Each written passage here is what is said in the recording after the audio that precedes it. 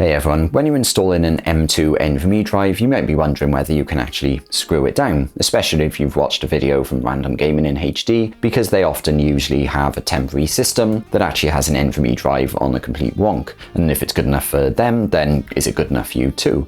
Well, the short answer is, in general, although it's quite funny how they actually run their NVMe drives, you shouldn't really do that in a permanent system. I mean, it's fine as a temporary solution. Like if you're just, you're building a system, you want to see if it boots up, you could just have your NVMe drive on a bit of a wonk. If you can't find your M2 screw, your system will boot up like that. But when it comes to actually a permanent finished build, you probably shouldn't have it running like that. You should actually make sure it's flat and screwed down properly. But how should you actually screw it down, especially if you've got a heatsink from the motherboard or something like that?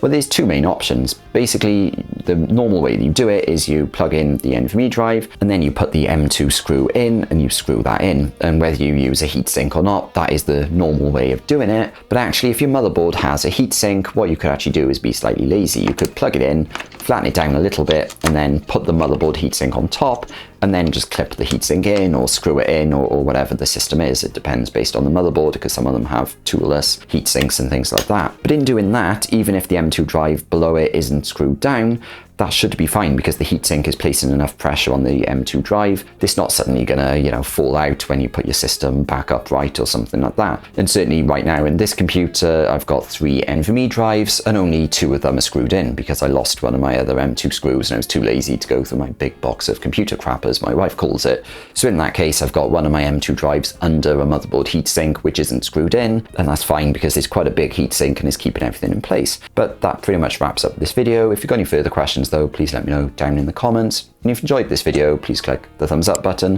and please subscribe to see more short videos like this. Thanks for watching.